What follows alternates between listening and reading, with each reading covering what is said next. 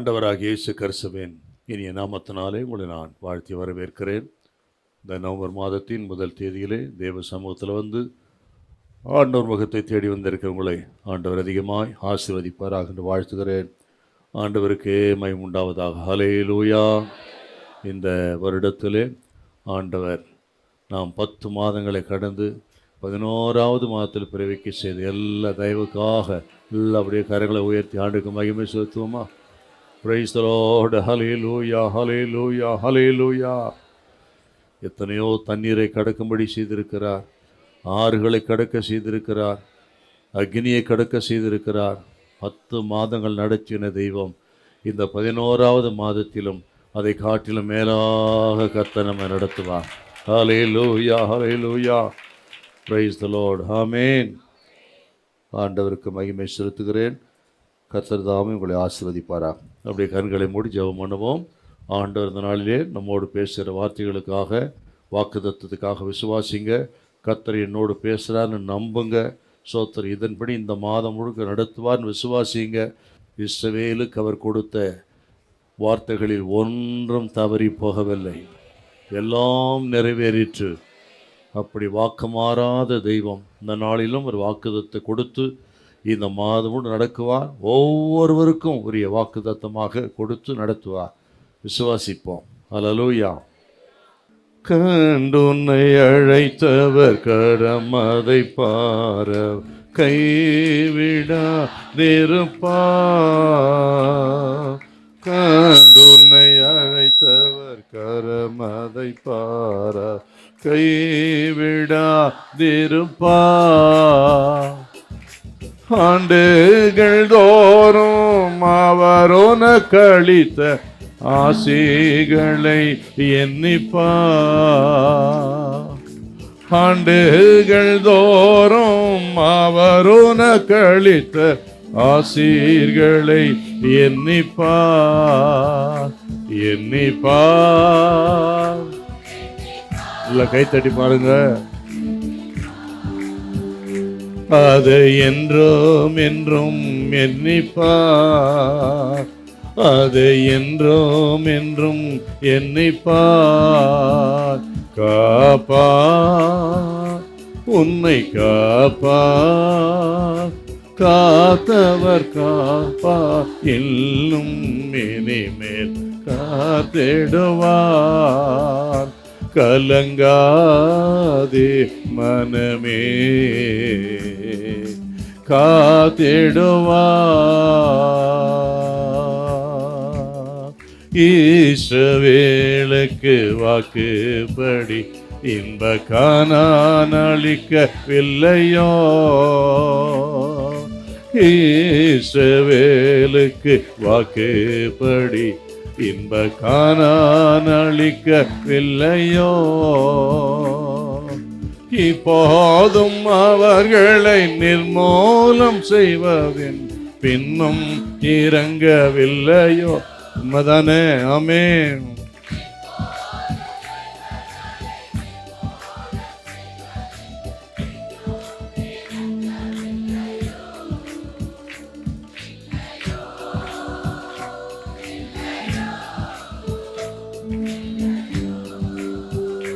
மனஸ்தாபம் கொள்ளவில்லையோ? மனஸ்தாபம் கொள்ளவில்லையோ? காப்பா, உன்னை காப்பா, காத்தவர் காப்பார், இன்னும் இனிமேல் காத்திடுவார். கலங்காதே மனமே, காத்திடுவார். கரங்களை உயர்த்தி காப்பா, உன்னை காப்பா. நல்ல சத்தத்தை உயர்த்தி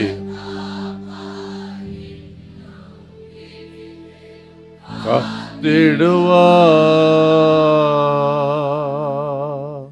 பரிசுத்தமுள்ள நல்ல பிதாவே, உமக்கு நன்றி செலுத்துகிறோம். எங்களோடு பேசுவீராக.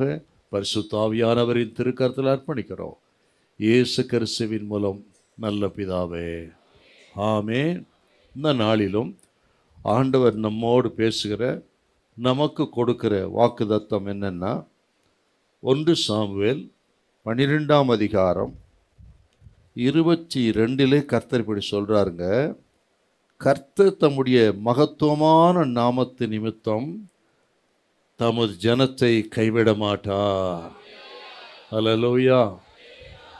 கர்த்தர் இந்த நாளிலே, இந்த நவம்பர் மாதத்தின் முதல் தேதியிலே கொடுக்கிற வாக்குத்தத்தம், கர்த்தர் தமது ஜனத்தை கைவிடவே மாட்டார். அல்லேலூயா. ஒருவேளை இந்த காரியம் என்னாகுமோ என்று கலங்கி வந்திருக்கலாம். இன்னும் எவ்வளவு நாள் தான் கர்த்தர் என்னை கைவிடுவார் என்று கூட நினைத்து கொண்டிருக்கலாம். நாம் ஜெபித்தது போல நடக்கலை எனக்கு ஒன்றும், ஒருவேளை ஒரேடியாக கைவிடப்பட்டு போவேனோ என்று கூட நினைக்கலாம். மனிதர்களாகி நமது வாழ்க்கையில் இதெல்லாம் நடக்கிறது சகஜம்தான். இப்படி நாம் எதிர்பார்த்து கலங்கி வருவது இயல்புத்தான். அப்படி ஒரு சந்தேகத்தோடு குழப்பத்தோடு வந்த தேவ ஜனத்துக்கு எல்லாருக்கும் கர்த்தர் சொல்றாருங்க, ஸ்தோத்திரம், கர்த்தர் தமது ஜனத்தை கைவிடவே மாட்டார். ஹல்லேலூயா. இதனுடைய பின்னணி என்னன்னு கேட்டீங்கன்னா, சாமுவேல் தீர்க்கதரிசி இஸ்ரவேலின் மேல் முதல் ராஜாவாகிய சவுலை அபிஷேகம் பண்றாருங்க. இஸ்ரவேலின் முதல் ராஜா சவுலை சாமுவேல் தீர்க்கதரிசி பிரதிஷ்டை பண்றார். அப்படி பிரதிஷ்டை பண்ணின அந்த விசேஷித்த நிகழ்ச்சியில், விழாவில் அவர் சொன்ன வார்த்தைங்க இது, கர்த்தர் தம்முடைய மகத்துவமான நாமத்தின் நிமித்தம் தமது ஜனத்தை கைவிட மாட்டார். ஹல்லேலூயா. நீங்கள் 12ஆம் அதிகாரத்தில் முதல் வசனத்தை கூட வாசிப்போம். 12:1. இஸ்ரவேல் அனைவரையும் நோக்கி, இதோ நீங்கள் எனக்கு சொன்னபடியெல்லாம் உங்கள் சொற்கேட்டு உங்களுக்கு ஒரு ராஜாவை ஏற்படுத்தினேன். அப்படி அந்த ராஜாவை ஏற்படுத்தின அந்த நிகழ்ச்சியில சொன்ன வார்த்தைங்க இஸ்ரவேல் ஜனத்துக்கு. இதே வார்த்தையை சாலமோனுக்கும் ஆண்டவர் சொல்லுவார். அங்க என்ன சொல்றார் பாருங்க. 1 ராஜாக்கள் 6:13 சாலமோன் ராஜாவான பிறகு கர்த்தர் பேசுறாருங்க. என்ன சொல்றாரு பாருங்க.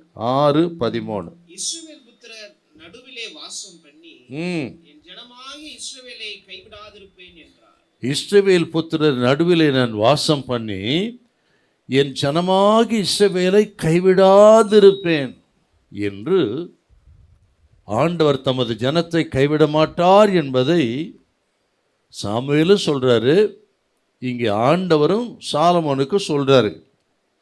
ஆனால் நீங்கள் இஸ்ரவேல் சரித்திரத்தை நீங்கள் புரட்டி பார்த்தால் பல விசை ஆண்டவர் தமது ஜனத்தை கைவிட்டிருக்கிறார். குறிப்பாக நியாயாதிபதிகளின் புஸ்தகத்தை நீங்கள் வாசித்து பார்த்தீங்கன்னா அது முழுவதும் ஒரு வார்த்தை திரும்ப திரும்ப திரும்ப வரும். என்னென்னா, அப்படி ஒரு லைன் அவங்க சொல்கிறேன் பாருங்க. நீங்கள் நியாயாதிபதிகள் 3:8 படி இஸ்ரவேல் ஜனத்தை 8 வருஷம் கைவிட்டார். 8 வருஷம் அந்நியர் கையில் விற்று போட்டார். அப்புறம் 14வது வசனம் 3:14 18 வருஷம் கைவிட்டு விட்டார். 4ஆம் அதிகாரம் 3வது வசனத்தில் 20 வருஷம் கைவிட்டாராம்.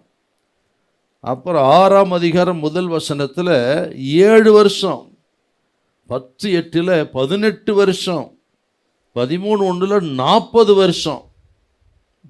அப்பா, 7 வருஷம், 18 வருஷம், 20 வருஷம், 40 வருஷம் என்று அவர்களை கைவிட்டாருங்க. ஆனால் இப்படி கைவிட்டாலும் தமது ஜனத்தை ஒரே அடியாக ஆண்டவர் கைவிட்டு மறந்து விடவில்லை. அதுதான் நம்ம கவனிக்க வேண்டிய விஷயங்க. சில காலம் சிட்சித்து அவர்களை அந்நியர் கையில் விட்டு கைவிடுவது போல இருந்தாலும் மறுபடியும் சேர்த்து கொள்ளுகிறார். ஏன் அப்படி செய்கிறார்னு கேட்டிங்கன்னா, அதுதான் விசேஷம். இந்த வசனத்தில் நம்ம வாசி கேட்ட வசனத்தில் ரொம்ப விசேஷம் அதுதான். தமது ஜனத்தை அவர் கைவிட மாட்டார். ஏன் கைவிட மாட்டார்னா, இப்போ நீங்கள் வாசிங்க, அந்த 1 சாமுவேல் 12:22 இப்போ வாசிங்க. கர்த்தர் உங்களை தமக்கு ஜனமாக்கி கொள்ள கர்த்தர் உங்களை தமக்கு ஜனமாக்கி கொள்ள பிரியமானபடியினால் தமக்கு ஜனமாக்கி கொள்ள பிரியமானபடியினால் கைவிட மாட்டார். ஏன் அவங்களை கைவிடலைன்னா, ஒரேடியா கைவிடலைன்னா, அவர் இஸ்ரவேல் ஜனத்தை தம்முடைய சொந்த ஜனமாக தெரிந்து கொண்டார். அந்த ஜனத்தின் மீது அக்கறை கொண்டு அவர்களை உடன்படிக்கை செய்தார். ஆகவே தான் சிட்சித்தாலும் சேர்த்து கொண்டார், ஒரே அடியாக கைவிடவில்லை. புலம்பல்ல எரேமியா சொல்லுவார், இந்த வார்த்தைக்கு அர்த்தம் இதுதான். நீங்கள் 3:31 வாசித்து பாருங்க. புலம்பல் 3:31. ஆண்டவர் என்றென்றைக்கும் கைவிட மாட்டார், என்றென்றைக்கும் கைவிட மாட்டார். அப்படின்னா என்ன அர்த்தம்னா, சில காலம் சிட்சித்தாலும் கைவிடப்பட்டது போல தெரிந்தாலும் என்னாலும் அப்படி இருக்கிறதில்ல. ஒரு நாள் வரும், தமது ஜனத்தை மறுபடியும் தூக்கி எடுத்து அவர்களை சகல ஜனங்களின் கண்களுக்கு முன்பாக மேன்மைப்படுத்துவார். ஹல்லேலூயா. இப்போ ஏன் கைவிட மாட்டார்னா, அந்த ஜனத்தை தம்முடைய சொந்த ஜனமாக தெரிந்து கொண்டார். நீங்கள் இப்போ வாசிங்க, உபாகமம் 7ஆம் அதிகாரம் 6வது வசனத்தை கொஞ்சம் வாசிங்க பார்க்கலாம். உபாகம் 7:6. நீ உன் தேவனாகிய கர்த்தருக்கு பரிசுத்த ஜனம், நீ உன் தேவனாகிய கர்த்தருக்கு பரிசுத்த ஜனம். பூச்சக்கரத்தில் உள்ள எல்லா ஜனங்களிலும் உன் தேவனாகிய கர்த்தர் உன்னை தமக்கு சொந்தமாயிருக்கும்படிக்கு சொந்த ஜனமாக தெரிந்து கொண்டார். பார்த்தீங்களா? நீங்கள் 10:15 கூட அந்த குறிப்பு இருக்கிறது. இப்போ ஏன் கைவிட மாட்டார், ஏன் என்னென்றைக்கு கைவிட மாட்டார் அப்படின்னா, இஸ்ரவேல் ஜனத்தை சொந்த ஜனமாக, ஜாதியாக, ஆசாரித்த ஜனமாய் அவர் தெரிந்து கொண்டார். ஆகவே தான் அவர் எவ்வளவுதான் கீழ்ப்படியாமல் போனாலும் பின்வாங்கினாலும் அவர்களை மறக்க முடியவில்லை அவரால், அவர்களை கைவிட முடியவில்லை அவரால். சில காலம் சிட்சித்தாலும் மறுபடியும் சேர்த்து கொண்டு தமது ஜனத்தை ஆசீர்வதிப்பதில் கர்த்தர் பிரியமாயிருந்தார். ஹல்லேலூயா, ஆமென். அப்படியே நடுக்கூடவே கவனிச்சுட்டே வரணும். இந்த ஜனத்தை ஆண்டவர் ஏன் தெரிந்து கொண்டார், தெரிந்து கொண்டான்னு பார்க்குறோம். இவர்களை ஏன் தெரிந்து கொண்டார், அதுதான் ரொம்ப முக்கியம். நம்ம நினைக்கிறோம் அநேக நேரங்களிலே, ஆக நான் ரட்சிக்கப்பட்டிருக்கிறேன், நான் ஊழியம் செய்கிறேன், இப்படியாக்க அப்படியாக்க, நான் விசேஷித்தான், எல்லாம் உண்மைதான். ஆனால் ஏன் அவர் தெரிந்து கொண்டார்? ஒரு வசனம் இருக்கு பாருங்க. நீங்கள் அதே உபாகம் 7:7-8 கொஞ்சம் வாசிக்கல. நீங்கள் சகல ஜனங்களிலும் நீங்கள் திரட்சியான ஜனம் என்று, நீங்கள் திரட்சியான ஜனம் என்று கர்த்தர் உங்கள் பேரில் அன்பு வைத்து, கர்த்தர் உங்கள் பேரில் அன்பு வைத்து உங்களை தெரிந்து கொள்ளவில்லை, உங்களை தெரிந்து கொள்ளவில்லை. நீங்கள் சகல ஜனங்களிலும் கொஞ்சமாயிருந்தீங்க. நீங்க தகுதியானவர்கள் என்பதினால் கர்த்தர் தெரிந்து கொள்ளவில்லை. ஒரு நல்லா படிச்சிருக்கிறாரு, நல்ல திறமை இருக்குது, வாக்கில் வல்லவர் இவர், ஸோ இவர் பேக்ரவுண்டு ரொம்ப அற்புதமானது, பாட்டன் தாத்தா அப்பா தகப்பனார் எல்லாருமே பயங்கரமான ஒரு குடும்பம், ஆகவே இந்த பையனை நான் ஆசீர்வதிப்பேன், இந்த மகனை ஆசீர்வதிப்பேன் என்று தெரிந்து கொள்ளவில்லை. நல்ல பேக்ரவுண்ட் இருக்கலாம், ஆவிக்கு நலம் இருக்கலாம், ஆனால் நம்மை தனித்தனி விதத்தில் தேவன் தெரிந்து கொண்டது நாம் தகுதியானவர்கள் என்பதினால் அல்ல, எல்லாரை காட்டிலும் குறைவுள்ளவர்களாய் இருந்தோம். அப்பொழுது தான் தேவன் நம்மை தெரிந்து கொண்டார். ஏன் தெரிந்து கொண்டார் என்றால், இந்த ஜனத்தை தெரிந்து கொண்டு இவர்களை ஆசீர்வதித்து இவர்கள் மூலம் அவர் நாமத்தை அவர் மகிமைப்படுத்திக் கொள்ள வேண்டும். ஹல்லேலூயா, ஆமென். இப்போ ஆண்டவர் நம்மை ஏன் தெரிந்து கொண்டார்? நமக்கு திறமை இருப்பதினால் அல்ல, நாம் செய்து பெரிய காரியங்களினால் அல்ல. நமக்கு விசுவாசம் தேவைத்தான், ஜெபம் தேவைத்தான், நல்ல ஆவிக்குரிய குடும்பம் தேவைத்தான். ஆனால் தெரிந்து கொள்வது என்பது இவர்களினால் அல்ல. ஸ்தோத்திரம், எல்லாம் கிருபையே. நல்ல கையை உயர்த்தி ஹல்லேலூயா. கிருபைக்கு அர்த்தத்தை சொல்லவே முடியாது. நம்ம இந்த மனிதனை ஏன் இப்படி தெரிந்து கொண்டார், என்ன இவனுக்கு பின்னணி இருந்தது, இந்த குடும்பத்தை ஏன் தெரிந்து கொண்டார் என்று கேட்டால், நீங்கள் ஒன்று சொல்ல முடியாது. ஒன்றே ஒன்று தான், எல்லாம் தேவ கிருபை தான். இப்போ சொல்கிறார், நீங்கள் தகுதியானவர்கள் என்பதனால் தெரிந்து கொள்ளவில்லை, குறைவாக இருந்தீங்க. என்றால் உங்கள் தகுதியின் அடிப்படையில் அல்ல, உங்கள் மேல் நான் வைத்த கிருபையினாலே உங்களை நான் தெரிந்து கொண்டேன்.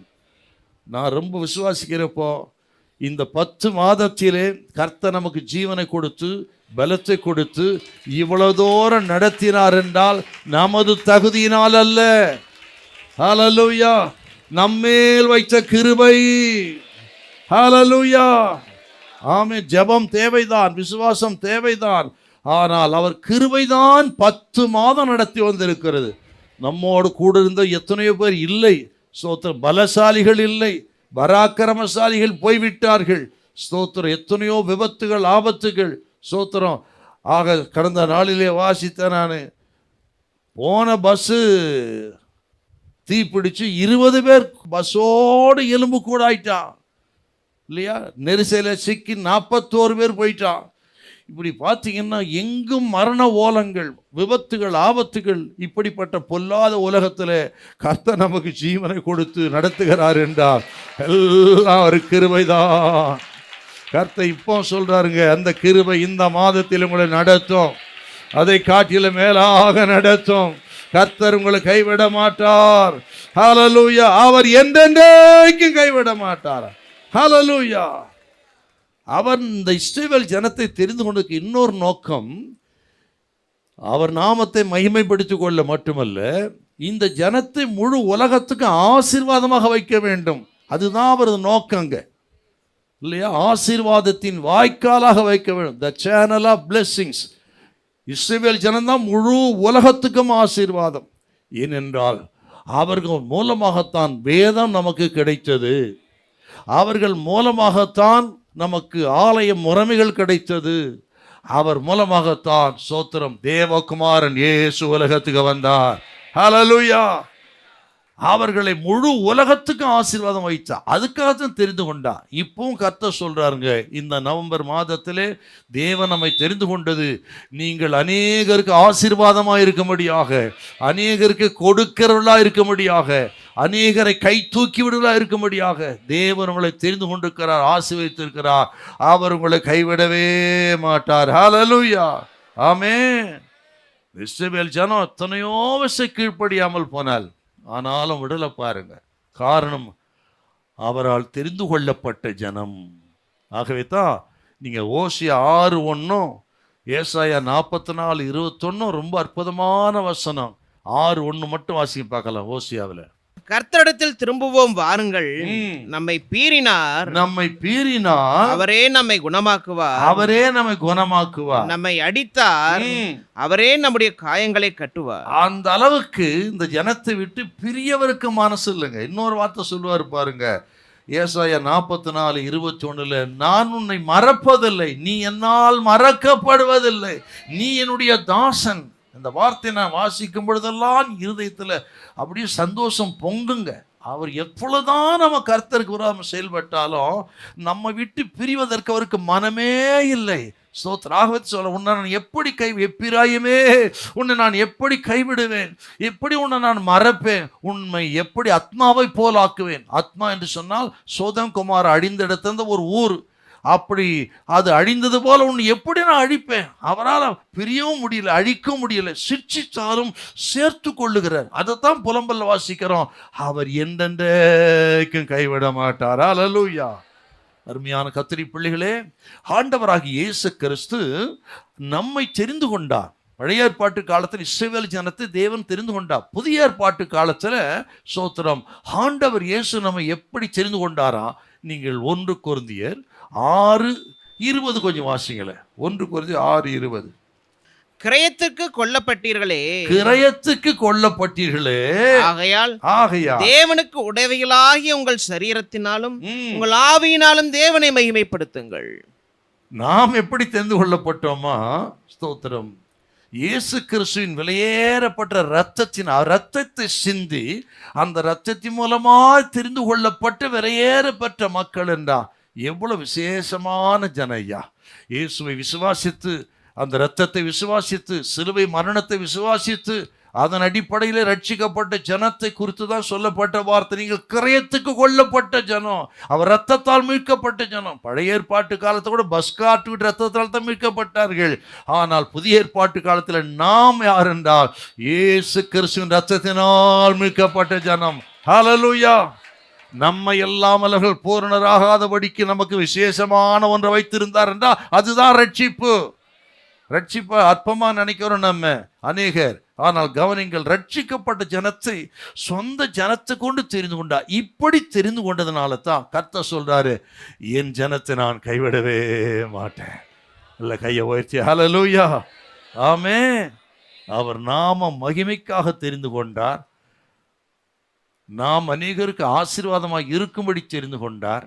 இரத்தத்தினால மீட்டெடுத்தார் என்றா, ஓ, அவர் நம்ம எப்படி கைவிடுவார்? ஒருபோது கைவிட மாட்டார். ஹல்லேலூயா. இப்போ கைவிட மாட்டான்றதுக்கு பேக்ரவுண்டு பார்த்தீங்களா? ஸ்தோத்திரம். அதோடு எப்படி இருந்தால் கைவிட மாட்டார்னு 2 குறிப்பு தான். 2 குறிப்பை சொல்லி ஜெபிக்க விரும்புகிறேன். எப்படி இருந்தால் கைவிட மாட்டார் இல்லையா? நம்ம இஷ்டம் போல இருந்துட்டு கைவிட மாட்டான்னு பாட்டு பாடினா பிரயோஜனம் இல்லை. ஸ்தோத்திரம். ஜோசிக்காரன் அதான் சொல்கிறான். ஜோசிக்காரத்தில் போனால் அவன் என்ன சொல்லுவான்? உன் வழியை சீர்தூக்கி பார், அப்போதான் நீ கனப்பண்ணப்படுவாய், கைவிடப்பட சொல்கிறானா? எவன் போனால் இந்த காக்காம் போக்கான் எவன் வந்தாலும் சரி, நல்ல காலம் பிறக்குது உனக்கு, நல்ல காலம் பிறக்குது உனக்கு, அதுதான் சொல்லுவான். இங்கே அப்படி கிடையாது. ஸ்தோத்திரம். எப்படி இருந்தால் கைவிட மாட்டார். அதை தியானம் பண்ணி ஸ்தோத்திரம் நம்மை சீர்படுத்தி கொள்வோம். கர்த்தர் சொல்கிற அந்த மாதத்தில் கர்த்தர் தமது ஜனத்தை கைவிடவே மாட்டார். ஹல்லேலூயா. மறக்கப்படுவதில்லை நீ, என்னால் மறக்கப்படுவதில்லை. மறக்கப்படுவதில்லை நீ, என்னால் மறக்கப்படுவதில்லை. கலங்காதே என் மகனே, கைவிட நான் மனிதனல்ல. கலங்காதே என் மகளே, கைவிட நான் மனிதனல்ல. மறக்கப்படுவதில்லை நீ, என்னால் மறக்கப்படுவதில்லை. மறக்கப்படுவதில்லை நீ, என்னால் மறக்கப்படுவதில்லை. நான் விசுவாசிக்கிறேன் இந்த கால நேரத்தில் ஸ்தோத்திரம். சிலர் நினைக்கலாம், ஐயோ நான் ஆண்டவருக்காக எவ்வளவோ செய்திருக்கிறேன், ஆண்டவருக்காக வாழ்ந்திருக்கிறேன், ஆண்டவருக்காக எவ்வளோ நிந்த அவமானங்கள் எல்லாம் சகித்திருக்கிறேன், இப்பொழுது இந்த சூழ்நிலை நான் கைவிடப்பட்டு போவேனோ என்று கலங்கி வந்திருக்கலாம். கர்த்தர் சொல்கிறார், நீ என்னால் மறக்கப்படுவதில்லை. ஓ, நீ என்னால் மறக்கப்படுவதில்லை. கர்த்தருக்காக செய்த பணிவிடை ஊழியங்கள் எல்லாவற்றையும் மறந்து விடுவதற்கு அவர் அநீதி உள்ள தேவன் அல்ல. உன் கண்ணீரை கணக்கில் வைத்திருக்கிறார். உன் அலைச்சல் எல்லாவற்றையும் எண்ணி வைத்திருக்கிறார். அவர் கணக்கில் இருக்கிறது. கர்த்தர் தீர்க்க தரிசனமா சொல்றார், இன்னைக்கு மறக்கப்படுவேனோ என்று கலங்கி வந்திருக்கலாம். கர்த்தர் சொல்லுகிறார், நீ மறக்கப்படுவதில்லை. கர்த்தர் தமது ஜனத்தை கைவிட மாட்டார். ஹல்லேலூயா. தாய் மறந்தாலும் தந்தை வெறுத்தாலும் நான் உன்னை மறப்பதில்லை.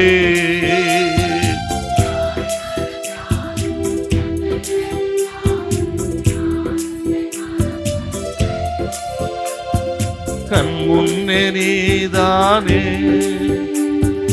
உன்னை நான் உருவாக்கினேன்.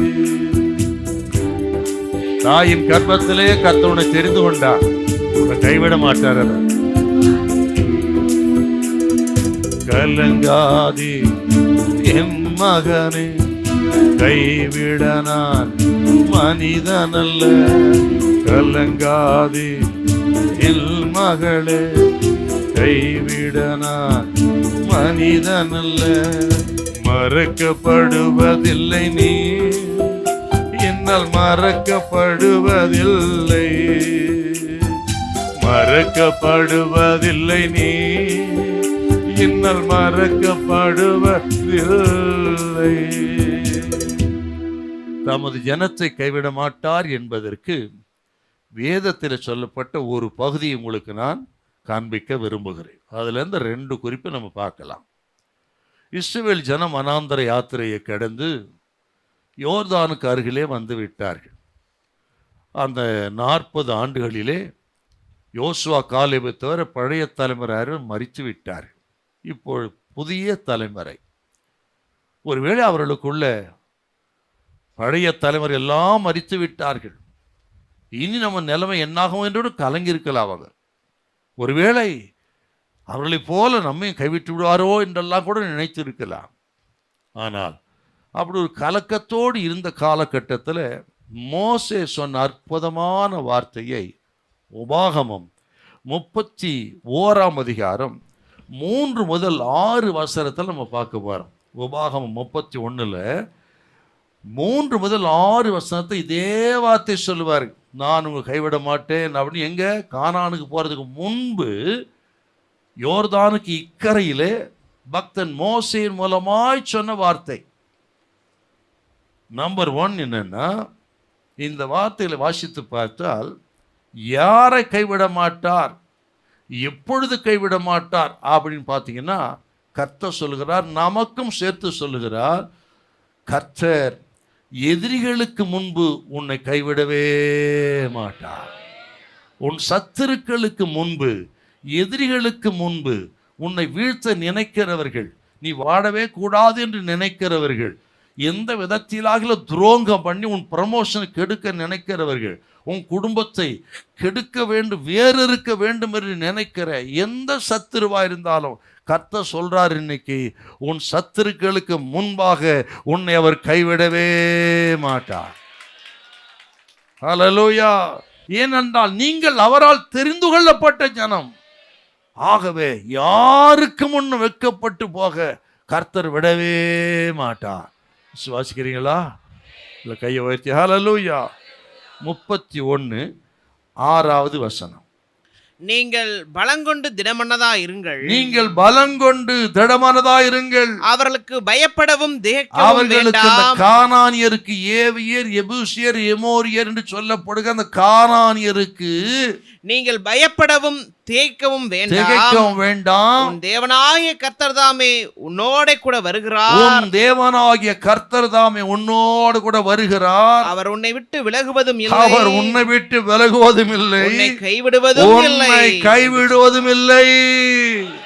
ஹல்லேலூயா. கர்த்தர் உங்களை பார்த்து சொல்லுகிறார், அவர் உங்களை விட்டு விலக மாட்டார், உங்களை கைவிட மாட்டார்.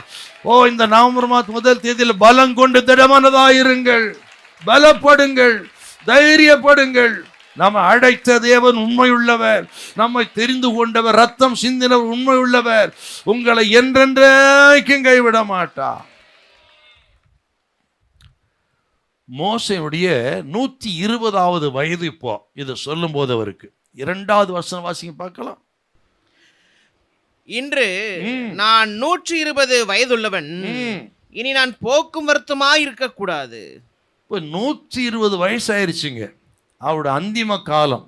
அவர் மரிப்பதற்கு சற்று முன்பு தான் இந்த வார்த்தை சொல்றாருங்க. அவருக்கு நிலைமை எப்படி இருக்கும் பாருங்க, சோர்ந்து போன ஒரு நிலைமை. ஏன்னு கேட்டீங்கன்னா, 40 வருஷம் கானான் தேசத்துக்குள்ள பிரவேசிக்க வேண்டும் என்ற ஆசையோடு வந்தார், ஜனத்தை நடத்தி கொண்டு வந்தார். எத்தனையோ கஷ்ட நஷ்டங்கள் எல்லாவற்றையும் மத்தியிலும் 40 வருஷம் நடத்தி கொண்டு வந்தார் அந்த ஆசையில்.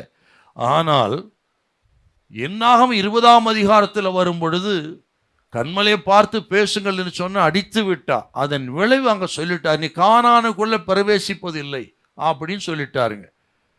அப்புறம் பக்கத்தில் வந்த பிறகு ரொம்ப ஆசை வந்துருச்சு அவருக்கு, கர்த்தர் தமது மனதை மாற்றிக்கொள்வாரோ என்று சொல்லி உபாகமம் 3ஆம் அதிகாரத்தில் கெஞ்சிறார் பாருங்க. 25-27 வசனத்தில், ஆண்டவரே நீர் கொடுத்த அந்த நல்ல தேசத்தை நான் போய் பார்த்துட்டு வரட்டுமே. ஏன்னா 40 வருஷம் அந்த ஆவலோடு வாஞ்சியோடு வந்திருக்கிறார். கண்ணுக்கு எதிரே யோர்தானுக்கு அந்த பார்த்து அந்த பாலும் தேனும் ஓடுகிற அற்புதமான தேசம் தெரிகிறது. இவருக்கு உள்ளே ஒரு பெரிய ஆசை, இவ்வளோ வருஷம் நம்ம ஊழியம் செஞ்சிருக்கிறோம், உண்மையாக இருந்திருக்கு, எத்தனையோ பாடு பிரச்சனை, எப்படியாகிலும் மனம் இறங்கி அந்த தேசத்துக்குள்ள கொண்டு போய் விடுவார்னு ஆசையில் ஜெபம் பண்றாருங்க. என்ன சொல்றாரு ஆண்டவர்? 3ஆம் அதிகாரம் 25 வாசிக்கல. நான் கடந்து போய் யோர்தானுக்கு அப்புறத்தில் உள்ள அந்த நல்ல தேசத்தையும் அந்த நல்ல மலையையும் லீபனோனையும் பார்க்கும்படி உத்தரவு கொடுத்தருளும் என்று வேண்டிக் கொண்டே, கர்த்தரோ உங்கள் நிமித்தம் என் மேல் கோபம் கொண்டு எனக்கு செவி கொடாமல் என்னை நோக்கி, போதும், இனி இந்த காரியத்தை குறித்து என்னோட பேச வேண்டாம் அப்படி ஸ்ட்ரிக்டா சொல்லிட்டாருங்க. அது நிமித்தம் இருதயத்தில் அவர் உடைக்கப்பட்டு நொறுங்கி போய் தன்னுடைய அந்திம காலத்தில் சோர்வுற்று இருந்த நிலைமையில இப்ப சொல்றார், தான் சோர்ந்து போயிருந்தாலும் தன்னுடைய வேண்டுதல் கேட்கப்படாமல் போனாலும் பக்தன் தமது ஜனத்தை ஆற்றி தேற்றார் பாருங்க. அதுதாங்க நல்ல தலைவனுக்கு அடையாளம். நல்ல தலைமைக்கு, நல்ல குடும்ப தலைவிக்கு, நல்ல குடும்ப தலைவனுக்கு அடையாளம். நாம் சோர்ந்து போனாலும் பலகீனப்பட்டாலும் அந்த சோர்வை அடுத்தவர் மேலே திணிக்க கூடாது. பதிலாக எந்த அளவுக்கு உற்சாகப்படுத்த வேண்டுமோ அல்ல உற்சாகப்படுத்துகிறவரே நல்ல குடும்ப தலைவர், தலைவி எல்லாமே. ஆமே, எனக்கு பர்மிஷன் இல்லப்பா, ஆனால் ஆகவே நீங்க சோர்ந்து போயிடாதீங்க, பயப்படாதீங்க, உங்களை விட்டு விலக மாட்டார், அவர் உங்களுக்கு முன்பு போவார், எதிரிகளை வீழ்த்துவார், நீங்கள் கானான் தேசத்தை நீங்கள் சுதந்தரிப்பீர்கள். ஹல்லேலூயா! கர்த்தர் உங்களுக்கு வெற்றியை தருவார். என்ன அற்புதமான ஒரு உற்சாகம் பாருங்க. தமது ஜனத்தை உற்சாகப்படுத்தி பக்தர் சொன்ன அற்புதமான ஒரு வார்த்தைங்க. நீ 3-5 வசனம் வாசிச்சிருக்கு பார்க்கலாம். உன் தேவனாகிய கர்த்தர் தாமே உனக்கு முன்பாக கடந்து போவார், அவரோ உனக்கு முன்னின்று அந்த தேசத்தாரை அழிப்பார், நீ அவர்கள் தேசத்தை சுதந்தரிப்பாய். கர்த்தர் சொன்னபடியே யோசுவா உனக்கு முன்பாக கடந்து போவான். கர்த்தர் அழித்த எமோரியரின் ராஜாக்களாகிய சீகோனுக்கும் ஓகுக்கும் அவர்கள் தேசத்திற்கும் செய்தது போலவே அவர்களுக்கும் செய்வார். நான் உங்களுக்கு விதித்த கட்டளைகளின்படி அவர்களுக்கு செய்வதற்கு கர்த்தர் அவர்களை உங்களுக்கு ஒப்பு கொடுப்பார் அப்படி சொல்றாருங்க. இன்னும் கூட பார்க்கலாம். இவர் சோர்ந்து போயிருந்தாரு, ஜனங்களும் சோர்ந்து போயிருந்தார்கள். ஏன்னு கேட்டீங்கன்னா, இவர் மோசே மரிக்க போகிறார்னு தெரியும், மரிக்க போகிறார். ஆனால் அந்த கானான் தேசத்தை சுதந்திரிக்க வேண்டும். 7 ஜாதிகள் இருக்கிறார்கள், அவர்களோடு யுத்தம் பண்ணி ஜெயிக்கணும். யோசுவா புதிய தலைவர், தலைமைத்துவத்தில் அனுபவம் இல்லை. ஆகவே இனி என்னாகுமோ என்ற கவலை. இந்த கானான் தேசத்துக்குள்ளே நாம் பிரவேசித்தால் மோசே நம்மோடு இருந்தா நம்ம வெற்றி பெறுவோம். ஏனென்றால் யாத்திரா 17 நம்ம பார்க்கிறோம், அமலேக்கோட யுத்தத்தில் மோசே கோலை பிடித்து கொண்டு நின்ற பொழுது பெரிய வெற்றி கிடைத்தது. அதே போல மோசனும் கூடவே வந்தார் என்றால் எத்தனை எபியூசியர் எமோரிய கானார் வந்தாலும் பிரச்சனை இல்லை, அவர் கோலை உயர்த்தினா போதும் வெற்றி கிடைத்தது என்று நினைத்த பொழுது மோசே மரிக்க போறார்னு உடனே ஜனங்கள் சோர்ந்து போயிருந்தார்கள். அப்படி சோர்ந்து போன மோசே சொன்னது, பயப்படாதீங்க, நாம் மரித்தாலும் சரி, நாம் போனாலும் சரி, நமது ஆண்டவர் உயிருள்ள தெய்வங்களோடு கூட இருக்கிறார், அவர் உங்களை நடத்துவார். ஹல்லேலூயா! நான் அல்ல, கர்த்தரே உங்களை நடத்துவார். அநேக நேரங்களிலே சில மனிதர்களை நம்பி அவர் உதவி செய்வார், இவர் உதவி செய்வார், நடத்துவார் என்றெல்லாம் மலை போல நம்பிடுவோம் சிலரை.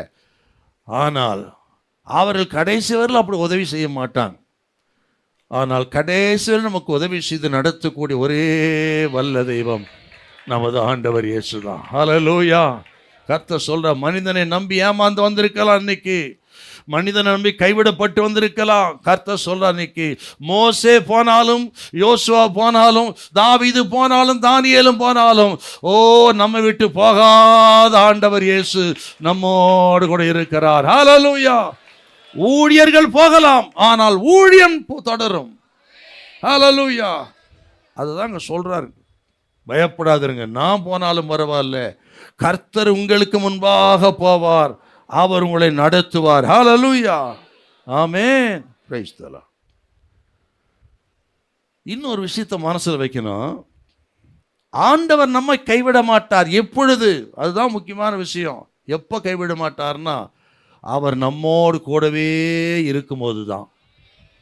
ஆகவே இந்த மாதத்தின் முதல் தேதியில் கர்த்தர் நம்மோடு இருக்கிறாரா என்கிற ஒரு சோதனையை வைத்து அதை நீங்கள் தான் உறுதிப்படுத்தணும். கர்த்தர் நம்மோடு இருக்கிறாரா, நம் குடும்பத்தோடு இருக்கிறாரா? அவர் நம்மோடு கூட இருந்தால் தான் அவர் நம்ம கைவிடாமல் நடத்த முடியும். ஒருவேளை பின்வாங்கியிருந்தால் இன்றைக்கு மறுபடி திரும்பி வரும்படி கர்த்தர் அழைக்கிறார். நமது ஆண்டவர் இயேசு யாருன்னு கேட்டீங்கன்னா, மத்தேயு 1:23 நம்ம எல்லாருக்கும் நல்லாவே தெரியும். அவர் இம்மானுவேலாகிய தெய்வம், அவர் நம்மோடு கூட இருக்கிறவர். ஹல்லேலூயா. மத்தேயு 28:20 சொல்லுகிறது, உலகத்தின் முடிவு வரையும் உங்களோடு கூட இருக்கிறேன். அப்போ உங்களோடு இருக்கிறேன், இந்த காட்ஸ் பிரசன்ஸுங்க. அது உங்களோடு இருக்கிறேன்றது தேவ பிரசன்னம். அப்போ தேவ பிரசன்னம் நம்மோடு கூட இருக்கணும். எப்பவும் அதை டெஸ்ட் பண்ணிக்கிட்டே இருக்கணும். கர்த்தர் என்னோடு இருக்கிறாரா, தேவ பிரசன்னம் இருக்குதா என்னிடத்துல, எப்போவுமே அந்த டெஸ்ட் இருக்கணும். வாலிப பிள்ளைகளுக்கு நான் சொல்லுகிறேன், நல்லா கவனிக்கணும். நீங்கள் படிக்க போகிற இடத்துல, வேலைக்கு போகிற இடத்துல கர்த்தர் உங்களோடு இருக்கிறாரா என்கிற அந்த சோதனையில் ஒவ்வொரு நாளும் நீ ஜெயிக்கணும். நீங்கள் கர்த்தர் உங்களோடு இருக்கிறார் என்று நீங்கள் விசுவாசித்து உறுதிப்படுத்தி கொண்டால், கர்த்தர் சொல்கிறார், அவர் தமது ஜனத்தை கைவிடவே மாட்டார். ஹல்லேலூயா, ஹல்லேலூயா, ஆமென். வேதம் சொல்லுகிறது, ஸ்தோத்திரம், கர்த்தர் நம் பட்சத்தில் இருந்தால் நமக்கு விரோதமாக இருப்பவன். ஹல்லேலூயா. நம்மோடு கூட இருக்கிற நம் தேவன் யார் என்றார், ஸ்தோத்திரம், அடைக்கலமும் பலனும் ஆபத்து காலத்தில் அனுகூலமான துணையமானது. அவர் யாக்கோபின் தேவன், சேனைகளின் கர்த்தர். அவர் நம்மோடு கூட இருப்பார். ஆனால் எந்த யுத்தத்திலும் வெற்றி பெறுவோம். எப்படிப்பட்ட எதிரி வந்தாலும் ஸ்தோத்திரம் வெற்றி பெறுவோம். கர்த்தர் நம்மை கைவிடவே மாட்டார். ஹல்லேலூயா, ஹல்லேலூயா. கர்த்தர் சொல்றார், கர்த்தர் நம்மோடு கூட இருப்பார். ஆனால் அவர் யார் என்றால், ஆபிரகாமுக்கு வாக்குத்தத்தம் பண்ணுகிறார். என்ன வாக்குத்தத்தம்? பயப்படாத ஆபிரகாம், நான் உனக்கு மகா பெரிய பலனும் கேடகமா இருக்க. தேவ பிரசன்னம் நம்மோடு இருக்குமானால், கர்த்தர் நம்மோடு இருந்தா அவர் நமக்கு கேடகமாக இருப்பார். அவன் நமக்கு ஆசீர்வாதமாக இருப்பான். ஈசாக்கை பார்த்து அபிமெலேக்கு சொல்கிறான், துரத்தின மனுஷனே சொல்றாங்க, கர்த்தர் உம்மோடு கூட இருக்கிறார் என்று அறிந்து கொண்டோம், அவர் உங்களை ஆசீர்வதித்திருக்கிறார். யார் சொல்றதுங்க? சத்துரு சொல்றாங்க. இன்றைக்கும் கர்த்தர் சொல்றார், உங்களை பார்த்து சொல்கிறார், உங்களை அழிக்க நினைத்தவர்கள், கெடுக்க நினைத்தவர்கள், உயர்வை தடுக்க நினைத்த யாரா இருக்கட்டும், அவனே உன் பட்சத்தில் வந்து சொல்லுவான், கர்த்தர் உம்மோடு கூட இருக்கிறார். வாயை திறந்து சொல்லுவான், அவனே சொல்லுவான், ஓ கர்த்தர் நமக்கு பெரிய காரியங்களை செய்தான்னு புறஜாதிகள் சொல்லிக் கொள்வார். நல்ல தோத்திரம் பண்ணுங்க. ஹல்லேலூயா, நல்ல தோத்திரம் பண்ணுங்க. Praise the Lord. Hallelujah, hallelujah, hallelujah, hallelujah, hallelujah. அப்படிப்பட்ட தெய்வத்தை நம்பணும். இந்த மாதத்தில் எப்படி நம்பணும்? சில கருத்தை சொல்லி அடுத்து குறிப்பாக்கணும். எப்படி ஆண்டவர் நம்பணும்? இந்த 11வது மாதத்தில் நாம் இந்த வாக்கியத்தை கேட்கறது, ஏன்னா எப்படி ஆண்டவர் நம்ப வேண்டும் என்று சொன்னால், எத்தனை கானானி இருக்கலாம், எபூசி இருக்கலாம், எமோர் இருக்கலாம், ஏச்சேர் இருக்கலாம், எத்தனை ஜாதி இருந்தாலும் சரி, யுத்தம் கர்த்தருடையது. இல்லை கையை போயிடுச்சு. ஹல்லேலூயா. ஆகவே பயப்படாருங்கள், அப்படி விசுவாசிங்க. இந்த யுத்தம் கர்த்தருடையது. இப்போ நீங்கள் நடந்து போராட்டம் என்பது உங்களுக்கு எதிரிக்கும் அல்ல, இந்த யுத்தம் கர்த்தருடையது. யுத்தத்தில் நீங்கள் வெற்றி பெறுவீர்கள். ஹல்லேலூயா, ஆமென். உண்மைதானே? கடந்த காலத்தில் அமலேக்கை ஜெயித்தவர் கர்த்தர், சீகோனை ஜெயித்தவர் கர்த்தர், ஓகை ஜெயித்தவர் கர்த்தர். அதை தான் இந்த வசனத்தை சொல்றார். 5 வசனத்தில் 4வது வசனம் வாசித்து பாருங்க. வாசிங்க 4வது வசனம். கர்த்தர் அழித்த எமோரியரின் ராஜாக்கள் சீகோனுக்கும் ஓகுக்கும் அவர்கள் தேசத்திற்கும் செய்தது போலவே அவர்களுக்கும் செய்வார். அப்படின்னா கடந்த காலத்தை நீங்க திரும்பி பாருங்க. நமக்கு சொல்றாரு ஆண்டவர், கடந்த காலம் எத்தனை சோதனை வந்திருக்கிறது, எத்தனை போராட்டம் வந்திருக்கிறது, எத்தனை எதிரிகள் வந்திருக்கிறார்கள். அத்தனை பேர் வந்தாலும் சரி, அவர்கள் எல்லாம் முறியடித்திருக்கிறார் என்று நினைத்து, சீகோனை அழித்தவர், ஓகை அழித்தவர், அமலேக்கு அழித்தவர் உங்களை காப்பாற்றுவார். இந்த கானானிக்கு அதே கதி நடக்கும். கர்த்தர் உங்களை கைவிட மாட்டார். ஹல்லேலூயா. ஆகவே கடந்த காலத்திலே கர்த்தர் நம்மை நடத்தினதை, கொடுத்த வெற்றியை நினைத்து பாருங்கள். ஹல்லேலூயா. நம்பர் 1. 2வது நாம் விசுவாசிக்க வேண்டியது, துவங்கினவர் முடிப்பார். ஹல்லேலூயா. இஸ்ரவேல் ஜனத்தை எகிப்து தேசத்தை தொடங்கினா, கானானில் கொண்டு வந்து சேர்த்தார், தவிர கைவிடலை. கொண்டு வந்து அடுத்த தலைமுறையாக வந்து சேர்ந்தார்கள். இன்று கர்த்தர் சொல்றாருங்க, சில காரியம் பாதியில் நிற்குதா உங்களுக்கு, சில காரியம் நடக்கிறது ஆனால் நடக்காத போல இருக்குதா உங்களுக்கு. கர்த்தர் சொல்றார், துவக்கினவர் முடிப்பார். அவர் விசுவாச துவக்கிறவர் முடிக்கிறவருமாகிய தெய்வம், பாதியிலே கைவிட்டு விட மாட்டார்.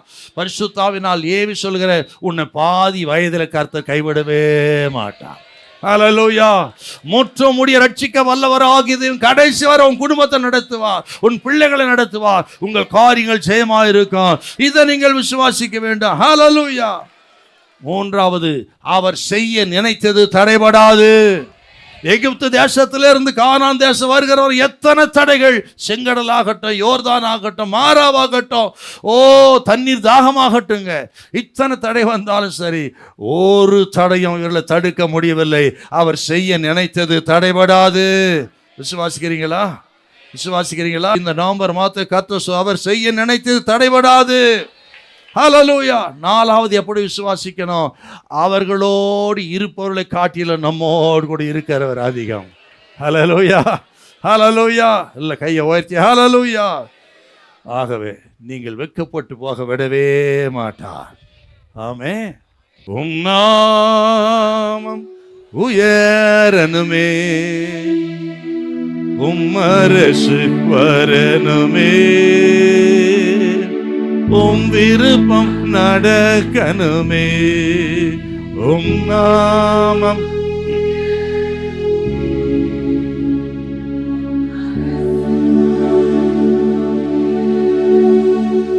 உம் விருப்பம் நடக்கணுமே. சத்தத்தை உயர்த்தி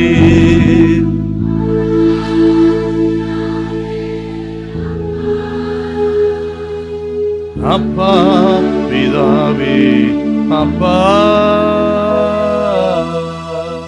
இரண்டாவது, கர்த்தர் தமது ஜனத்தை கைவிட மாட்டார். எப்பொழுது? அதே 31ஆம் அதிகாரத்தில் அடுத்த 7-8 வசனத்தை வாசித்து பார்த்தா உங்களுக்கு தெரியும். வாசிக்கலாமா? பின்பு மோசே யோசுவாவை அழைத்து, இப்போ இஸ்ரவேல் ஜனத்தை பலப்படுத்தினார், உற்சாகப்படுத்திட்டாரு. இப்போ அடுத்த தலைவரால் கர்த்தரால் தெரிந்து கொள்ளப்பட்ட யோசுவாவை பலப்படுத்துறாருங்க. மோசே யோசுவாவை அழைத்து இஸ்ரவேலர் எல்லாரும் பார்த்திருக்க அவனை நோக்கி பலங்கொண்டு திடமனதாயிரு, கர்த்தர் இவர்களுக்கு கொடுப்பேன் என்று இவருடைய பிதாக்களுக்கு ஆணையிட்ட தேசத்துக்கு நீ இந்த ஜனத்தை அழைத்து கொண்டு போய் அதை இவர்கள் சுதந்தரிக்கும்படி செய்வாய். கர்த்தர் தாமே உனக்கு முன்பாக போகிறவர், அவர் உன்னோடு இருப்பார், அவர் உன்னை விட்டு விலகுவதும் இல்லை, உன்னை விட்டு விலகுவதும் இல்லை, விடுவதும் இல்லை, உன்னை கைவிடுவதும் இல்லை, பயப்படவும் கலங்கவும் வேண்டாம் அப்படின்னு யோசுவாவுக்கு சொல்றாங்க. ஏதோ தனி அறையில் கொண்டு போய் ரகசியமா சொல்லல. யோசுவாவை எடுத்து எல்லா ஜன கண்களுக்கு முன்பாக நிறுத்தி பக்தன் சொன்ன வார்த்தை, நீ கலங்காதே யோசுவாவே, பயப்படாதே, திகையாதே, சோத்திரம், அவர் உனக்கு முன்பாக போவார், நீ வெற்றி பெறுவாய். ஹல்லேலூயா, ஆமென். ஏன் யோசுவா சொல்ல? யோசுவாவும் சோர்ந்து போயிருந்தாருங்க, இஸ்ரவேல் ஜனங்க சோர்ந்து போயிருந்தான்னு பார்த்தோம். யோசுவா ஏன் சோர்ந்தாருன்னா, இது புதிய இடம் இல்லையா, கானான் தேசம் புதிய இடம், புதிய ஜெனரேஷன், புதிய தலைமுறை. இவர்கள் பழைய தலைமுறைலாம் போயிட்டாங்க, யோசுவா காலேபை தவிர எல்லாம் புதிய தலைமுறை, புதிய இடம், இவர் புதிய தலைவர். ஆகவே இந்த 3 பெரிய அவருக்கு பயம், கலக்க அந்த விஷயங்களிலே. ஆகவே அவரும் கலங்கி போயிருந்தாருங்க. என்ன ஆகுமோ, புதிய இடமா இருக்கிறதே, புதிய தலைமுறையா இருக்கிறார்களே, மோசே நம்மோடு இருக்க மாட்டாரு, நான் என்ன செய்வேன்? இந்த ஜனத்தை கொண்டு போவேனா? இந்த தலைமைத்துவ பொறுப்பில் நான் செய்து முடிக்க முடியுமா என்று கலக்கத்தில் இருந்தபோது கர்த்தர் சொன்னார், யோசுவா நீ பயப்படாதே, சோத்திரம், கர்த்தர் உனக்கு முன்பாக போவார், உன்னை அவர் கைவிட மாட்டார். அப்படின்னா கர்த்தர் வைத்த பொறுப்புகளில் கர்த்தர் உங்களை கைவிடவே மாட்டார். விசுவாசிக்கிறீங்களா? ஹல்லேலூயா. பொறுப்புகள் எல்லாத்தில் அடக்கம். ஊழிய பொறுப்பாக இருக்கலாம், குடும்ப தலைவர் குடும்ப தலைவியாக இருக்கலாம், வேலை ஸ்தலங்களிலும் கர்த்தர் வைத்த பொறுப்புகளாக இருக்கலாம், வியாபார ஸ்தலத்திலே பொறுப்பாக இருக்கலாம், இல்லை படிக்கிற காலங்களிலே சில பொறுப்புகளை கொடுத்துருக்கலாம். எதுவாக இருக்கட்டும், ஊழியமோ வேலையோ கர்த்தர் வைத்த ஸ்தானமோ குடும்பமோ எதுவாக இருக்கட்டும், எல்லாம் கர்த்தர் கொடுத்த பொறுப்பு. கர்த்தர் சொல்ற அந்த பொறுப்புகளிலே கர்த்தர் உங்களை கைவிட மாட்டார், உங்களை மேன்மைப்படுத்தி உயர்த்துவார். அதை நீங்கள் வெற்றியாய் முடிக்கக்கூடிய சகல ஞானம் அறிவை அதிகமாய் தருவார், நீங்கள் வெற்றி பெறுவீர்கள். இன்னும் கர்த்தர் சொல்றாரு, உங்களோடு கூட வேலை செய்கிற எல்லாரும் காட்டிலும் 10 மடங்கு உங்களை சமர்த்தர்களாக தேவன் உயர்த்துவார். நல்ல தோத்திரம் பண்ணுங்க பார்ப்போம். ஹல்லேலூயா, ஹல்லேலூயா, ஸ்தோத்திரம். இத ஆண்டவரும் சொல்றாருங்க யோசுவாவுக்கு. அந்த அளவுக்கு கலங்கி போயிருந்தார் அவர். மோசே சொன்னது இல்லை, இப்போ கிராஸ் பண்ணி வந்துட்டாங்க. நீங்க யோசுவா 1ஆம் அதிகாரம் 5:1 பாருங்க. ஆண்டவரும் சொல்றாருங்க, இப்போ நீ உயிரோடு இருக்கும் நாளெல்லாம் நீ உயிரோடு இருக்கும் நாளெல்லாம் ஒருவனும் உனக்கு முன்பாக எதிர்த்து நிற்பது இல்லை. ஒருவனும் உனக்கு முன்பாக எதிர்த்து நிற்பதில்லை. கர்த்தர் அநேக தேவ பிள்ளைகள் சொல்ற வார்த்தை இது. நீ உயிரோடு இருக்க நாளெல்லாம் ஒருவனும் உனக்கு முன்பாக எதிர்த்து நிற்க முடியாது. அந்த வாக்கின் வல்லமை கர்த்தர் கொடுப்பார், அந்த திறமை கர்த்தர் கொடுப்பார். நீ யுத்தம் பண்ண வேண்டிய அவசியம் இல்லை, கர்த்தர் உனக்காக யுத்தம் பண்ணுவார். நீ உயிரோடு இருக்க நாளெல்லாம் ஒருவனும் உனக்கு முன்பாக எதிர்த்து நிற்பதில்லை. ஹல்லேலூயா. ஒருவேளை சோர்ந்து வந்திருக்கலாம், நீங்க பலகீனப்பட்டு வந்திருக்கலாம். கர்த்தர் இந்த மாத்திரம் உங்களுக்காக சொல்லுகிறார், நீ உயிரோடு இருக்க நாளெல்லாம் ஒருவனை உனக்கு பயத்து நிற்பதில்லை. ஹல்லேலூயா. எல்லாம் கரங்களை உயர்த்தி, நீ உயிரோடு இருக்கும் நாளெல்லாம் ஒருவனும் உன்னை எதிர்ப்பதில்லை. நான் மோசேயோடு இருந்தது போல் உன்னோடும் இருப்பேன் என் மகனே. ஹல்லேலூயா. ஆமென். மோசேக்கு அடுத்தபடி ஒரு ஸ்தானத்தில் வர்றதுன்றது சாதாரண விஷயம் கிடையாது. ஏன்னா அந்த ஜனத்தை யோசுவாக்கு தெரியும், மோசேயின் ஸ்தானத்தில் அடுத்த தலைவராய் வருவது சாதாரண விஷயம் கிடையாது. அவ்வளோ பொறுப்புள்ள பயங்கரமான ஒரு தலைமைத்துவம். ஆனால் அந்த தலைமைத்துவத்தில் ஆண்டவர் உதவி இல்லாவிட்டால் இந்த ஜனத்தை கொண்டு போய் சேர்த்து தேசத்தை பங்கிடப்படவே முடியாது. அது யோசுவாவுக்கு நல்லா தெரியும். ஆகவே தான் கர்த்தர் சொல்கிறார், பயப்பட, அந்த வேலை என்னுடைய வேலை யோசுவா. அதாங்க பேசுகிறார். நீ வாசித்து பாருங்க அதை. நீ திகைக்காதே, பயப்படாதே. மோசே யோசுவா அழைத்து எல்லாரும் சொன்னது போல இவர் சொல்றாரு பாருங்க, நீ இந்த ஜனத்தை அழைத்து கொண்டு போய் சுதந்திரிப்பாய். ஆகவே அந்த பொறுப்பை குறித்து, அதில் இருக்கிற கஷ்டத்தை குறித்து, தேவையான திறமைகளை குறித்து நீ கலங்காதே. கர்த்தர் உன்னோடு இருக்கிறா, உன்னை அவர் நடத்துவார். ஹல்லேலூயா. ஆமென். சரி, ஆண்டவர் நம்ம வைத்த பொறுப்புகளிலே நம்ம கைவிட மாட்டார்னா எப்படி இருந்தால்? முதல்ல பார்த்தோம், கர்த்தர் நம்மோடு இருந்தால் நம்ம கைவிட மாட்டார். இப்போ எப்படி இருந்தால் கைவிட மாட்டார்னா, யோசுவா கர்த்தர் வைத்த எல்லா பொறுப்புகளிலும் உண்மையுள்ளவராயிருந்தார். ஹல்லேலூயா. அதுதாங்க உண்மை. உங்களை கர்த்தர் வைத்த பொறுப்புகள் குடும்பமாக இருக்கட்டும், வேலையாக இருக்கட்டும், வியாபாரமாக இருக்கட்டும், படிப்பாக இருக்கட்டும், எதுவாக இருக்கட்டும், ஊழியமாக இருக்கட்டும், அதில் நீங்கள் உண்மையாக இருந்தால் கர்த்தர் இன்றைக்கு இந்த மாத்து சொல்கிறார், உங்களை கைவிடவே மாட்டார், என்றென்றைக்கும் கைவிட மாட்டார். கொஞ்சத்தில் உண்மையுள்ளவனை அநேகத்தில் அதிகாரியை வைத்து நடத்துகிறவர் கர்த்தர். ஹல்லேலூயா. ஒரு வசனத்தை மட்டும் வாசிங்க. அவர் எப்படி உண்மையாக இருந்தார்னுக்கு இந்த வசனத்தை எத்தனை பேர் வாசிங்கன்னு தெரியல. நீங்கள் வாசித்து பாருங்க. யோசுவா 11:15 எப்படி உண்மையாக இருந்தார். அப்படி இருக்கணும் நம்ம. 11:15 யோசுவா. கர்த்தர் தமது தாசனாகிய மோசேக்கு எப்படி கட்டளை இட்டிருந்தாரோ அப்படியே மோசே யோசுவாவுக்கு கட்டளை இட்டிருந்தான். அப்படியே யோசுவா செய்தான். அவன் கர்த்தர் மோசேக்கு கட்டளையிட்டதில் ஒன்றையும் செய்யாமல் விடவில்லை. கர்த்தர் மோசேக்கு கட்டளையிட்டு, மோசே இவருக்கு கட்டளையிட்ட ஒன்றிலும் செய்யாமல் விடவே இல்லை. அரே அப்பா. கர்த்தர் மோசேக்கு சொல்றாரு, மோசே யோசுவாவுக்கு சொல்றாரு, இப்படி கர்த்தரால் வந்த கட்டளைகள் ஒன்றையும் நாட் எ சிங்கிள் வேர்டு, ஒரு வார்த்தை கூட அவர் விடவே இல்லைன்னா எவ்வளவு உண்மையாக இருந்திருக்கணுங்க. நான் உங்களுக்கு அப்படியே அந்த அவர் ஹிஸ்டரியை சொல்கிறேன் உங்களுக்கு. எகிப்து தேசத்தில் அடிமையாக இருந்தார். அங்கேருந்து வெளியே வந்த பொழுது மோசேயின் கீழ் தளபதியாய் இராணுவ வீரனாக இருந்தார். அப்படி இராணுவ வீரனாக இருந்த பொழுது சோத்திரம் வேலைக்காரனாக இருந்தார் அவர், இல்லையா? யோசுவா என்கிற பணிவிடைக்காரன் ஆசரிப்பு கூடாரத்தை விட்டு விலகாதிருந்தான், வேலைக்காரனாக இருந்தார். அப்புறம் மோசேயினால் வேவுக்காரராக போகிறாருங்க, இல்லையா? வேவு பார்க்க அவர்கள் கானான் தேசத்துக்கு போன பொழுது இவரும் ஒருத்தர். நீங்கள் என்னாகும் 13:8 நீங்கள் வாசித்து பாருங்க. நீங்கள் ஓசியான்னு வரும், அது யோசுவான்னு மாற்றுவார் மோசே.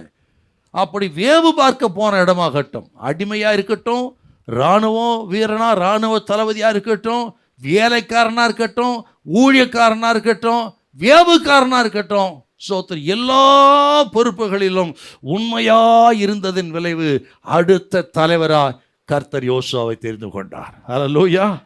இன்னைக்கு ஆண்டவர் சொல்றார், உண்மையா இருங்கள். குடும்ப வாழ்க்கையிலே, கணவன் மனைவி உறவுகளிலே, பெற்றோர் பிள்ளைகள் உறவுகளிலே, ஆண்டவருக்கு அடுத்த காரியங்களிலே, கொடுப்பதாகட்டும், ஜெபிப்பதாகட்டும், தேடுவதாகட்டும், உண்மையா இருங்க. மனுஷன் கர்த்தர் பார்க்கிறார், நீங்க உண்மையா இருங்கள். யோசுவாவை உயர்த்தினர், உங்களையும் உயர்த்துவார். அவர் ஜனத்தை கைவிடாத தெய்வம், உங்களையும் கைவிடவே மாட்டார். ஹல்லேலூயா. 3 பொறுப்பை யோசுவா கொடுக்கிறாருங்க கர்த்தர். நம்பர் 1, ஜனத்தை கானானுக்குள்ள வழிநடத்தணும். ஸ்தோத்திரம். 2வது, சத்துருக்களை முறியடிக்கணும். 3வது, தேசத்தை சுதந்தரிக்கணும். 3 பெரிய பொறுப்புங்க. அடே அப்பா, இந்த 3 பெரிய பொறுப்புகளும் வெற்றி பெற்று அதில் ஜனத்தை பங்கிட்டு கொடுத்து அவர் அந்திம காலம் வெற்றியாய் முடிந்தது. காரணம் உண்மை. உண்மையா இருக்கணும். ஒரு இல்லுஸ்ட்ரேஷன் சொல்லி நான் ஜெபிக்க விரும்புகிறேன். உண்மையா இருங்க, விடமாட்டார். நடந்த ஒரு நிகழ்ச்சிங்க அது. ஒரு கடையில் ஒரு வாலிப பையன் வேலை செய்கிறான். எஜமான் சொல்கிறாரு, கொஞ்சம் பணத்தை கொடுத்து நமக்கு சில்லறை தேவைப்பா, போய் சில்லறை அந்த இடத்துல போய் மாற்றிட்டு வா என்று சொல்கிறார். இவன் எடுத்துக்கிட்டு போகிறான், ரூபா எடுத்துகிட்டு போகிறான். அங்கே போய் சில்லறை மாற்றிட்டு ஒரு பெரிய பண முடிப்பு, அதை சில்லறை திரும்பி வருவதில் ஒரு ஆக்சிடெண்ட் ஆயிடுச்சு. அவனுக்கு விபத்தில் சிக்கி கீழே விழுந்து சாக போகிறான். சாகிற கண்டிஷன் ஆகிப்போச்சு. எல்லா ஜனமும் கூடிட்டாங்க. அந்த நேரத்தில் அந்த பண முடிப்பை கையில் வைத்திருந்தவன் அங்கே நின்ற ஒருத்தரை பார்த்து கூப்பிட்டு, ஐயா, இதுக்கு மேலே நான் பிழைக்க மாட்டேன், நான் இன்னொரு இடத்துல வேலை செய்கிறேன், இப்படி சில்லறை வாங்கிட்டு அனுப்புனார், அந்த சில்லறை தான் இது, தயவு செய்து இதில் 1 ரூபா கூட குறையாமல் நீங்கள் கொண்டு அவர் கையில் கொடுத்துருவீங்களா? நான் கொண்டு வரேன்னு சொல்லிட்டு வந்திருக்கிறேன், இந்தாங்க பிடிங்க என்று சொல்லி கொடுத்து விட்டு அவன் மறித்து விட்டான். கொண்டு போய் அந்த ஓனர் கையில் கொடுத்தாங்க. அந்த ஓனர் கண்ணீர் விட்டு சொன்ன வார்த்தை, ஸ்தோத்திரம், இப்படிப்பட்டவர்களால் தான் தேசம் ஆசீர்வாதமாக இருக்கிறது. பார்த்தீங்களா? சில்லற விஷயம் பேசுகிறோமே, அதில் உண்மையாக இருந்தான் இன்றைக்கும் பேசுகிறோம். ஆகவே வாலிபமாகட்டும், பொறுப்புகளாகட்டும், எல்லா விஷயங்களும் இன்றைக்கு ஒரு சேலஞ்சு நமக்கு. யோசுவாவை போல, மோசே போல உண்மையாக இருங்கள். மோசே தன் வீட்டில் எங்கும் உண்மையுள்ளவனாக இருந்தான். எபிரேயர் 3 பார்க்குறோம். அதை காட்டிலும் இயேசுவை குறித்து ஒரு வார்த்தை சொல்கிறது. வார்த்தை முடிப்போம். எபிரேயர் 3 6 பாருங்கள். 6:3-6. கிறிஸ்துவோ அவருடைய வீட்டிற்கு மேற்பட்டவரான குமாரனாக உண்மையுள்ளவராய் இருக்கிறார். உண்மையுள்ளவராய் இருக்கிறார். பாத்தீங்களா? இயேசு கிறிஸ்து உண்மையா இருந்தார். பிதா வைத்த ஸ்தானம் அனைத்திலும் உண்மையா இருந்தார். எத்தனையோ தோல்விகள், நான் மூழ்க வேண்டிய ஸ்தானம் அநேகம் உண்டு, எவ்வளவோ நெருக்கப்படுகிறேன் என்று அவர் தான் சொன்னார். எனக்கு நேரிட்ட சோதனைகள் என்னோடு குறைந்தவர் நீங்களே. அத்தனை சோதனைகள். கெத்செமனேக்கு போன பொழுதும் சிலுவைக்கு போகக்கூடாதபடிக்கு தடைகள். சிலுவைக்கு வந்த பிறகும் நீ தேவனுடைய குமாரனானால் இறங்கி வா என்று சொல்லி அங்கேயும் தடைகள். எத்தனை தடைகள் வந்தாலும் சரி, கடைசி மூச்சு வரையிலும் பிதா வைத்த ஸ்தானத்தில் நின்று ஜீவனை கொடுத்து அதிலே உண்மையாயிருந்தவர் ஆண்டவர் இயேசு. விளைவு 3ஆம் நாள் உயிரோடு உலகமே ரட்சிப்புள்ளாகி நம்ம எல்லாரும் ரட்சிக்கப்பட்டோம் என்றால் உண்மை. ஹல்லேலூயா, ஆமென். ஆகவே உண்மையாயிருங்கள். தானியேல் உண்மை உள்ளவனாயிருந்தான், சிங்க கெவி பாதுகாத்தான்னு பார்க்குறோமே. நிறைய சொல்லலாம். ஆகவே இன்னைக்கு சொல்கிறார் கர்த்தர் தம்ம ஜனத்தை கைவிட மாட்டார் எப்பொழுது நீங்கள் உண்மையாயிருக்கும் பொழுது. கர்த்தர் தம்ம ஜனத்தை கைவிட மாட்டார் எப்பொழுது அவர் உங்களோடு இருக்கும் பொழுது. ஹல்லேலூயா. உங்கள் காரியமெல்லாம் ஜெயமாக இருக்கும். இந்த மாதம் உங்களுக்கு ஆசீர்வாதமாக இருக்கும். ஹல்லேலூயா. நல்லா கைத்தட்டி தோத்திரம் பண்ணுங்க பார்ப்போம். நல்லா தோத்திரம் பண்ணு. கர்த்தர் தமது ஜனத்தை கைவிட மாட்டார். ஹல்லேலூயா. கர்த்தர் வைத்த பொறுப்புகளில் கைவிட மாட்டார். ஓ, கர்த்தர் உங்களோடு கூட இருக்கும்போது எதிரிகளுக்கு முன்பு உங்களை கைவிட மாட்டார். அவர்கள் தான் பட்டு விழுந்து போவார்கள். ஓ, உங்கள் தலைகளை தேவன் உயர்த்துவார். ஹல்லேலூயா, ஹல்லேலூயா. நல்லா தோத்திரம் பண்ணுங்க. அப்படியே விசுவாசிக்கணும். இதெல்லாம் நம்பணும்னு சொல்லியிருக்கிறேன் நான். ஹல்லேலூயா, ஹல்லேலூயா, ஹல்லேலூயா, ஹல்லேலூயா. அமலேக்கை ஜெயித்தவர் நமக்கும் ஜெயத்தை கொடுப்பார். கடந்த காலத்தில் வெற்றியை தந்தவர் இந்த மாதத்திலும் தருவார். துவங்கினதை முடிப்பார். அவர் செய்ய நினைத்து தடைபடாது. அவர்களோடு இருப்பவர்களை காட்டிலும் நம்மோடு இருப்பவர்கள் அதிகம். யாக்கோபின் தேவன் நமக்கு துணையாயிருக்கிறார். ஆபத்து காலத்து அனுகூலமான துணைமான தேவன் கைவிட மாட்டார். யுத்தம் கர்த்தருடையது. ஓ, ஈட்டிய முறிப்பார், வில்லை ஒடிப்பார், ரதங்களை சுற்றறிப்பார், வெற்றியை தருவார். ஹல்லேலூயா. எந்தன் இயேசு வல்லவர், என்றும் நடத்துவார். எந்தன் இயேசு வல்லவர், என்றும் நடத்துவார். பேரின்பம் அவரில்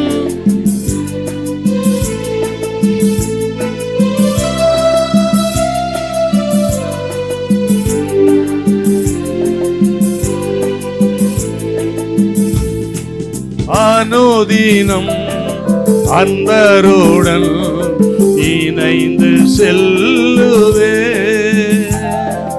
அனுதினம் அன்பருடன் இணைந்து செல்லுவே.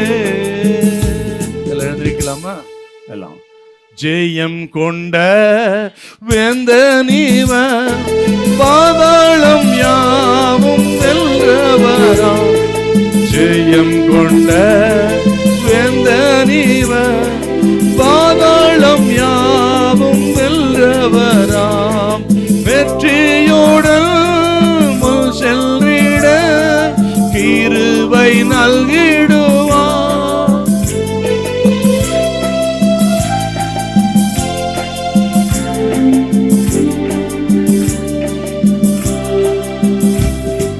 முன் செல்லுவே இயேசுவோடல், என்றும் ஆனந்தமே.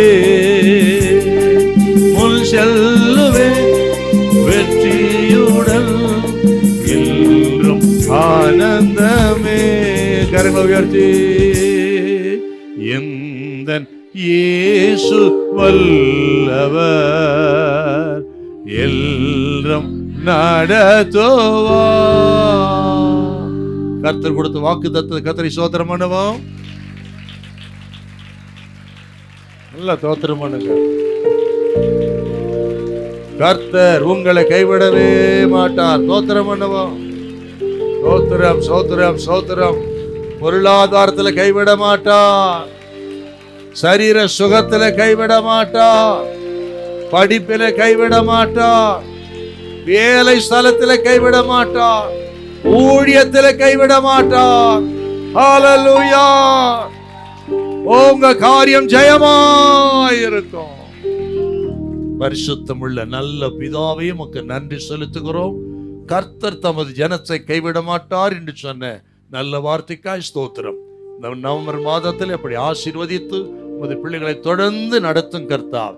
இஸ்ரவேல் ஜனத்தை கடைசி வரை வழிநடத்தி ஸ்தோத்திர கானானுக்குள் கொண்டு வந்து கானானிலே அவர்கள் இருக்க வைத்து அவர்களிடத்திலிருந்து மேசியாவை இயேசுவை உலகத்துக்கு கொண்டு வந்து எங்களெல்லாம் ரட்சித்த தெய்வமே உமக்கு ஸ்தோத்திரம். அந்த ஜனத்தை கைவிடவில்லை. இன்றைக்கு நீ கைவிடவில்லை அப்பா. ஸ்தோத்திரம். ஒருவேளை கலங்கி வந்திருக்கா யோசுவாய் போல இஸ்ரவேல் ஜனத்தை போல, இந்த கலக்கத்தை எல்லாம் மாற்றி இவர்களுக்கு முன்பாய் கடந்து போய் வெற்றி தந்து பிள்ளைகளை கனம் பண்ணும்படியாக ஜெபிக்கிறேன். இவர்களுக்கு காரியம் ஜெயமா இருக்கட்டும் சார். பொருளாதாரத்தில் மிகுந்த ஆசீர்வாதம் உண்டாகட்டும். ஸ்தோத்திரம். கிருபை தாங்கட்டும். படிக்கிற பிள்ளைகளுக்கு நல்ல படிப்பும் அறிவு ஞானத்தை தார். ஊழி செய்கிற மக்களை ஊழித்தெடுத்து பயன்படுத்தும் கர்த்தா. சில பிரச்சனையோரு போராட்டத்தோடு வந்தவர்களுக்காக ஜெபிக்கிறேன். ஓ, இந்த மாதத்தின் ஆரம்பத்தில் எல்லா போராட்டம் முடிவுக்கு வருவதாக இயேசுவின் நாமத்தில், இயேசு கிறிஸ்துவின் நாமத்தில் எல்லா போராட்டங்கள் முடிவுக்கு வருவதாக. நீ வெற்றியை கொடுத்ததுக்காக ஸ்தோத்திரம். மனதார எல்லாரையும் வாழ்த்தி நான் ஆசீர்வதிக்கிறேன். தொடர்ந்து தேவ சபை ஊழியங்களையும் ஆசீர்வதியும். கிருபைகளை தாங்கட்டும். ஊழியக்காரர்களை ஆசீர்வதிப்பீரா. கர்த்தர் உன்னை எல்லா தீங்குக்கு விலக்கி காப்பார் என்று வாழ்த்தி ஆசீர்வதிக்கிறேன். இயேசு கிறிஸ்துவின் மூலம் நல்ல பிதாவே. என் ஆத்துமாவே கர்த்தரை ஸ்தோத்திரி.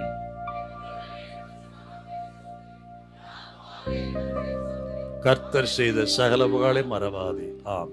ஆண்டவராக இயேசு கிறிஸ்துவின் கிருபையும் பிதாவாகிய தேவனுடைய அன்பும் பரிசுத்தாவுடைய ஐக்கியம், வழிநடத்தலும், சமாதானமும் இன்றைக்கும் என்றைக்கும் சதா காலங்களிலும் நம் அனைவரோடு இருப்பதாக. அல்லேலூயா, அல்லேலூயா, அல்லேலூயா. God bless you.